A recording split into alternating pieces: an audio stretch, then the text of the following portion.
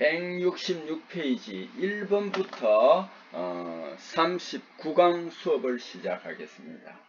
비정질합금 또 나왔네요. 비정질합금 뭐냐면 본래 금속은 대부분의 금속이 뭐냐면 결정이 여러가지 다결정을 이루는 금속이 되겠습니다. 그런데 비정질합금이라는 것은 결정이 이루어지지 않은 것, 결정이 없는 것입니다. 비결정합금입니다.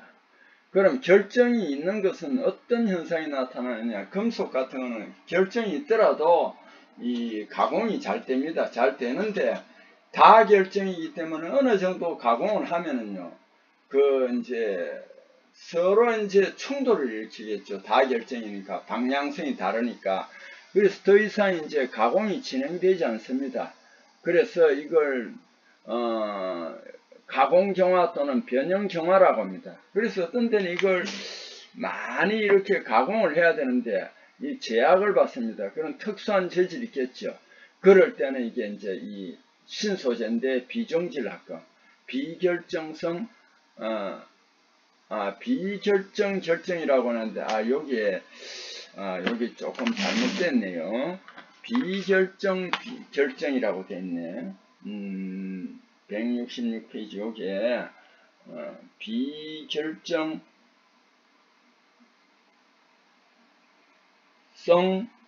합금 이렇게 해야 되는데 지금 한자가 여기 조금 잘못됐습니다. 비결정 결정이라고 하는데 두 번이 돼 있죠. 그죠? 요거는 어떻게 되느냐 하면은 성 안 해도 되는데 이렇게 바꾸어 줘야 됩니다. 비결정성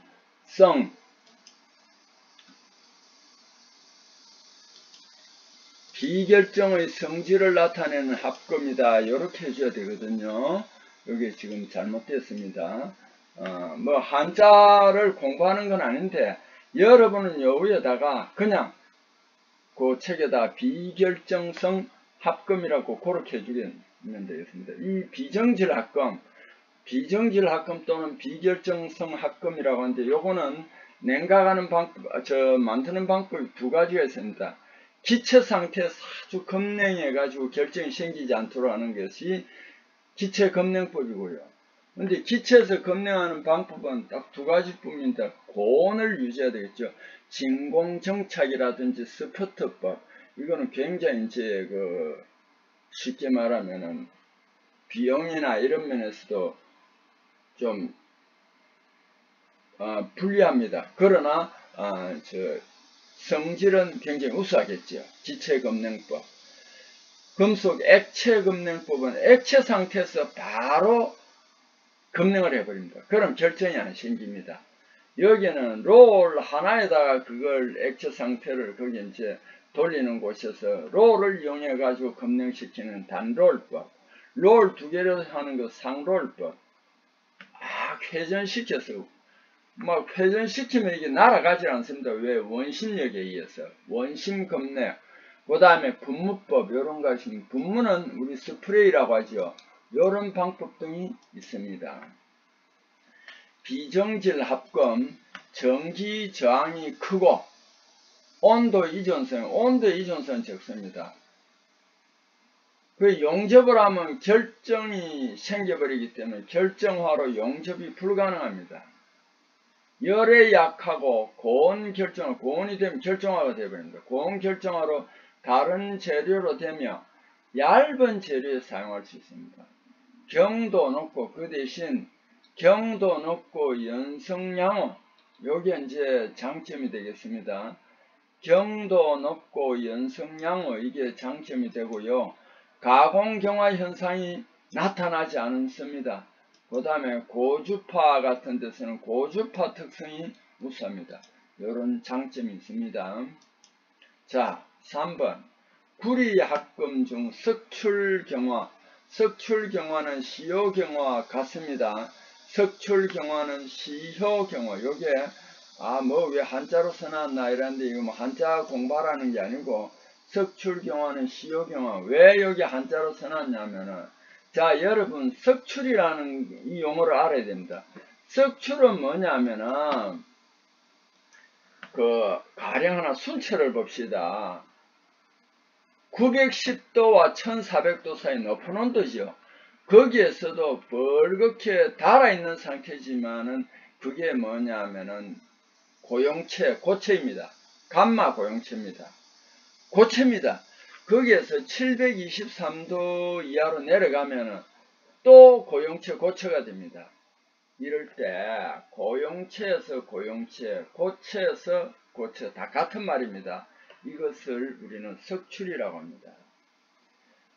그럼 시효경화는 뭐냐? 근데 여기에 다른 금속이 다 그런 게 아니고 구리합금이나 알루미늄 합금 같은 경우는 그 고체 상태에서 온도를 조금만 올려버리면 이게 표면에 고체로 나와가지고 그 표면을 둘러싸고 단단하게 해집니다.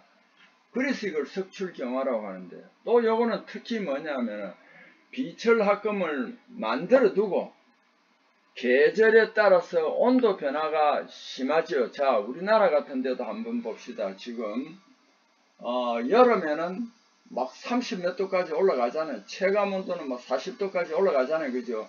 겨울에는 또 뭐 영하로 막 내려가고 그러잖아요. 그죠? 이 시간이 감에 따라, 계절에 따라, 시간이 감에 따라서 이 재료에도 영향을 미칩니다. 어떻게? 온도가 올라가면은 이게 이제 표면에 나와가지고 경화가 됩니다. 이 시효경화라고 하는데, 이 석출경화나 시효경화 현상을 나타내며 그러면 뭐가 하냐? 강도, 경도가 커집니다. 구리합금 중에서는 이 석출경화, 시효경화가 가장 큰 것이 뭐냐면 베릴륨동입니다. 베릴륨동입니다. 그래서 이걸 베릴륨 청동이라고 하는데요. 구리의 약 3% 베릴륨 소량 첨가한 구리합금입니다. 강도는 특수광과 거의 같고 내피로성, 내마모성, 내식성도 뛰어나고 정지전도성을 가집니다. 여기에는 주석이 안 들어있어요. 어디 이걸 청동이라고 합니다. 왜냐하면 이걸 넓은 의미의 청동으로 보기 때문에 그렇습니다. 자, 알루미늄 청동. 주석 청동의 12% 이하 알루미늄 첨가합금으로 황동에 비해 이 알루미늄 청동은 이 기계적 성질이 우수합니다. 여기에 강도, 경도, 인성, 내마모성, 내피로성 이거 말이죠. 기계적 성질이 우수합니다. 그 다음에 내식성, 내열성이 또 좋아요. 그래서 이제 응용이 많이 됩니다. 어쨌든 여러분 여기서는 안 다루었는데 구리합금입니다. 그러면은 비철금속에서의 시효경화, 석출경화가 많이 일어나는데요. 구리합금보다도 알루미늄 합금이 가장 많이 나타나고 효과가 가장 좋습니다. 그 중에서도 또 가장 대표적인 것이 항공기 재료로 쓰이는 두랄루민입니다. 두랄루민. 제가 이 두랄루민은 몇 번 이야기했습니다. 어쨌든 시효경화, 석출경화가 최고 우수한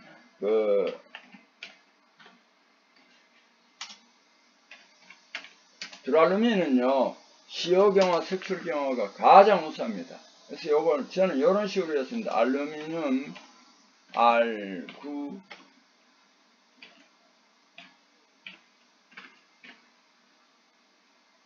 죄송합니다. 이렇게 했습니다. 자, 알구마망두라고 했습니다. 알구마망두. 이 가장 이제 강도도 좋고, 여기 이제 내식성도 좋아요. 알루미늄, 구리, 마그네슘, 계가 내식성도 좋아요. 이게 두랄루민입니다. 항공기 재료 쓰이는. 예. 자, 이 두랄루민 꼭 좀 알아두세요. 알구마망두. 시효경화, 석출경화 하면은 알루미늄 합금이 가장 우수한데 그 중에서도 두랄루민이 가장 우수하다. 5번 알루미늄 구리 주물용 합금의 인공시효 처리 온도로 적합한 것은 그 인공시효 이거 지금 뭐 오래 기다릴 필요 없다. 바로 열을 조금 가해서 시효경화, 석출경화를 해야 되겠다 싶으면은 여기 얼마냐면 100 내지 한 160도씩 그렇게 높은 온도가 아니에요. 자, 왜냐하면 알루미늄이라는 그 자체가요 660도에서 녹아요.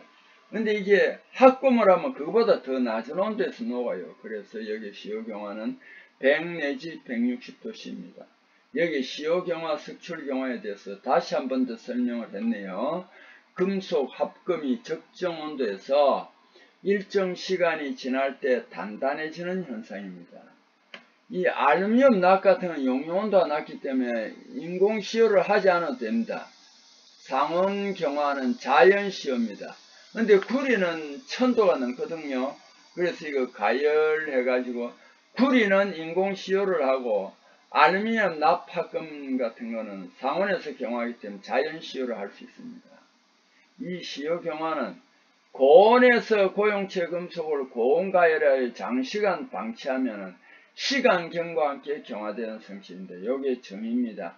냉간 소성 가공 광재가 시간경과 함께 경화해서 항복점이 상승하는 현상으로 연성은 좀 떨어집니다. 항상 경화한다는 것은 연성은 조금 떨어집니다. 7번 이것도 많이 다룬 내용입니다. 그죠? 많이 다뤘어요. 니켈 36%, 크롬 12%. 이건 나머지가 철입니다. 이거는 뭐냐면 철 니켈 합금이라고 보통 합니다. 요것은 철 니켈 합금이라고 보통 그렇게 합니다. Fe, Ni, Alloy 요렇게 합니다. 철 니켈 합금입니다. 철 니켈 합금. 자, 근데 철 니켈 합금 중에서 온도가 변해도 탄성률입니다. 탄성률입니다. 탄성률. 요것은 뭐가 됐냐면 엘린바입니다. 탄성률이 거의 변하지 않는 것은 엘린바입니다. L 할 때 이 L이 뭐냐면 일라스티시티 해가지고 탄성이라는 뜻입니다. 불변강 철 니켈에다가 요 뭐가 첨가된 겁니까? 크롬이. 본래 철 니켈인데 여기 크롬이 요 정도 첨가된 거예요. 그래서 요거는 엘린바입니다. 탄성률 불변입니다. 본래 불변강은 우리말로 번역돼 엘린바는 번역이 안 되는데 불변강은 철 니켈 합금은 뭐냐면 인바. 이걸 우리말로 번역하면 불변강입니다. 가장 대표적이며 길이가 거의 변하지 않아 측정용 자의 재료로 쓰이며 근데 이게 더 정밀한 걸 만들고 싶다 이럴 때는 무조건 코발트를 첨가한다. 그래서 인바에다 코발트 재료가 슈퍼 인바 또는 초불변강 이렇게 해도 됩니다. 근데 엘린바는 우리말로 번역이 안 됐죠. 그래서 철, 니켈, 크롬에 또 코발트를 첨가하면 이건 그냥 코엘린바라고 합니다. 그 다음에 또 철, 니켈 합금이 다른 것도 많이 있습니다. 백금 대용 전구 봉입선에 쓰이는 것이 플래티나이트가 있습니다. 이런 것들이 불변강이 되겠습니다. 그 다음 페이지로 넘어가겠습니다. 167페이지죠. 자, 9번 황동에 납을 첨가하면 이 납은요, 조금 아주 정밀하게 깎을 때, 경사지에 깎거나 톱니 만들고 할 때도 이 납이 들어가면 끝부분이 깨끗하게 잘 잘려서 나옵니다. 그래서 납을 첨가해 절삭성 좋게 하여 스크루나 시계, 기어 등의 정밀 가공에 사용되는 황동합금은 그 끝부분이 정확하게 가공이 됩니다. 그래서 요거 보세요. 납을 첨가했으니까 납황동이잖아요. 그죠? 이 사람이 이제 문제를 냈는데 꾀를 내가지고 납황동이라고 내면 다 맞추잖아요. 그래서 이거는 뭐라고? 한자가 연입니다. 그래서 연황동이라고 했습니다. 여러분 요거 꼭 알아두세요. 쾌사강동은 이렇게 연황동이라고도 합니다. 납황동에도 틀린 건 아닙니다. 그런데 객관식일 때 이 사람들이 보기로 그래 여러분에게 혼란을 주기 위해서 연황동이라고 한다는 것도 알아두세요. 자, 11번 재료를 말이죠. 실온까지 온도를 내려 다른 형상으로 변형시킨 후 다시 온도 올리면 어느 일정 온도 이상에서 원래 형상으로 변하는 성질을 이용하는 니켈 티탄계. 이게 가장 대표적인 게 니켈 티탄 합금입니다. 이걸 뭐라고 하냐면 대표적인 형상 기억 합금입니다. 자, 요거 제가 아무 재료나 되는 게 아닙니다.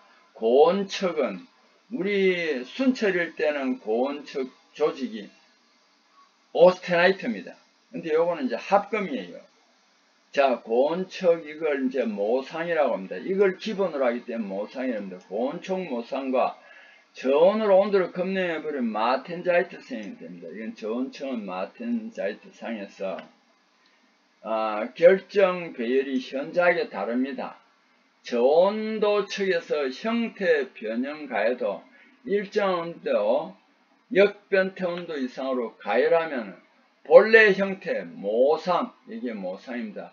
모상으로 돌아오는 현상입니다. 그럼 우리가 순철에서 열처리 조직이 고온 조직이 오스테나이트인데 이걸 급냉하면 마텐자이트가 되는데, 그럼 이게 마텐자이트가 모상을 기억해서 열을 가면 이렇게 돌아왔다가 또 열을 빼앗으면 내려가고 이렇게는 하지 않는다. 아무나 그렇게 아닌데 여기에 니켈 티타나금 가장 대표적입니다. 물론 그 외에도 몇 가지가 있습니다. 그런데 가장 대표적인 게 니켈 티탄합금이라는 거 알아두세요. 니켈 티탄합금, 구리 아연합금, 그 다음에 금 카드뮴 합금, 인듐 탈륨 합금 등은 말이죠. 이렇게 모상 고온 측에서 온도를 급냉시켜서 마텐자이트화 해놓으면은 열을 받으면은 모상으로 올라갔다가 열을 빼앗으면은 다시 역변태 가지고 지금 있는 마텐자이트로 되돌아갑니다.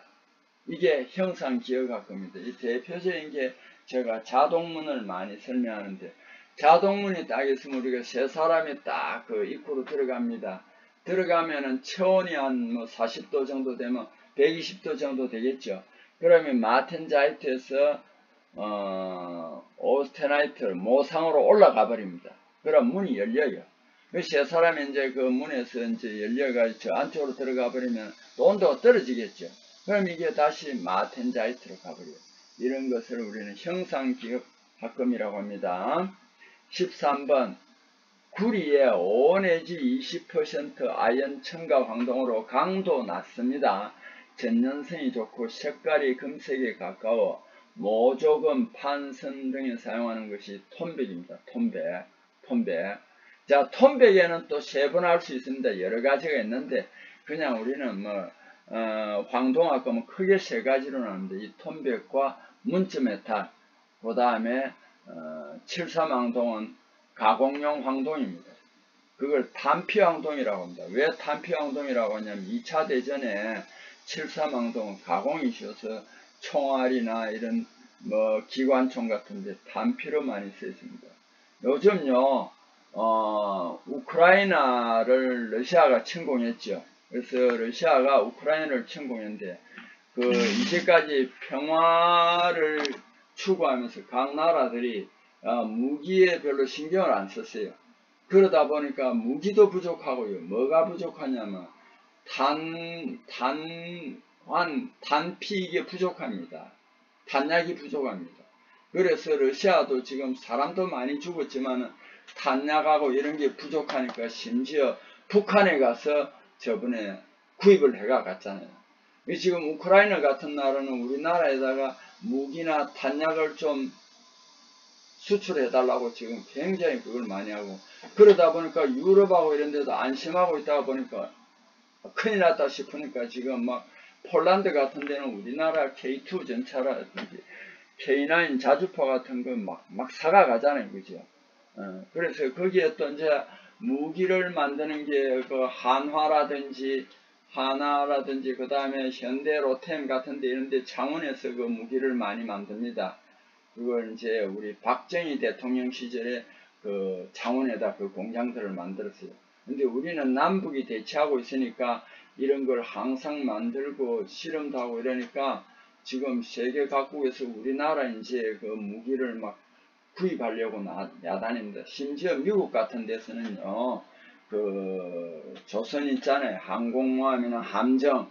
미국의 조선소들이 굉장히 이제 그 가성비나 기술력이 떨어져 버렸어요. 그러니까 우리나라와 지금 이제 그 협력을 하려고 그 활발하게 움직이고 있습니다. 그래서 미국의 조선소 중에서 필라 조선소라는 게 있는데 그걸 얼마 전에 하나오션 구대우조선에서 인수를 했어요. 그만큼 지금 세계적으로 이게 무기나 탄약이 지금 발등에 불이 떨어졌어요. 그래서 지금 소리 소문 없이 풍산 있죠. 우리 요 안강에 풍산 있잖아요. 거기에서는 지금 굉장히 호황이에요. 풍산은요 안강에만 있는 게 아니고 울산에도 있습니다. 왜 울산에 있느냐면 울산에 LS M&M하고 구리를 제조하거든요. 거기에 구리를 받아가지고 풍산에서도 이게 이제 그걸 이제 탄약, 탄피 이런 데도 만듭니다. 그래서 2차 대전 때 굉장히 많이 썼어요. 그래서 7.3황동이 말이죠. 탄피황동이라고도 하기도 합니다. 문즈 메탈은 6.4황동입니다. 황동에 아연이 최고 많이 들어가는 건데 이거는 이제 아연이 낮은 온도에서 녹아요. 그래서 이제 선박, 대형 선박 같은데 복수기관 같은데 열을 받아가지고 보일러도 만들고 거기 이제 기계를 돌리고 이러면은 6.4황동을 쓰는데 잘못하면 온도가 많이 높아지면은 아연이 녹아내려서 탈라연 부식이 발생할 수도 있습니다. 켈민, 구리 납계 합금으로 베어링에 주로 사용하죠. 건메탈은 우리말로는 포금입니다. 포금은 건메탈입니다. 포를 만드는 데 썼습니다. 청동, 구리, 주석의 아연, 첨간, 토신, 금속용 합금입니다. 여기에는 왜 청동에 아연을 첨가했느냐면 주조가 잘 되기 때문에 그렇습니다. 금속 재료의 기계적인 강도를 측정할 때 그 방법이 다른 것을 원했습니다. 브리넬 경도계는 HB로 표시하고요. 비커저 경도계는 HV로 표시하고 쇼 경도계는 HS로 표시하고 로크웰 경도는 HR로 표시합니다. 다른 것들은 다 어떻게 하냐면 정적인 시험이라고 합니다. 이거는 뭐냐면은 평평한 그 받침대 위에다가 검사하고자 하는 시험편을 올리고 이걸 돌려가지고 그 앞입자 누르기하고 딱 붙여 놓습니다. 고정을 시켜놓고 하중을 가해가지고 경도를 측정하기 때문에 이걸 정적인 시험이라는 데 따라요. 쇼 경도계는 이제 평평한 데다가 이제 그 시험편을 놓는 거는 맞습니다. 그런데 여기에는 다이아몬드 해머가 있어요. 높이가 쭉 높이 올라가고 검사하고자 하는 시험편을 떨어뜨립니다. 떨어뜨리면은 단단한 시험편은 반발하는 높이가 높고 좀 무른 재료는 낮습니다. 반발해서 경도를 측정하니까 이거는 동적인 시험이라고 합니다. HS. 자, 39강 수업은요 여기에서 마치겠습니다. 여러분 수고했습니다.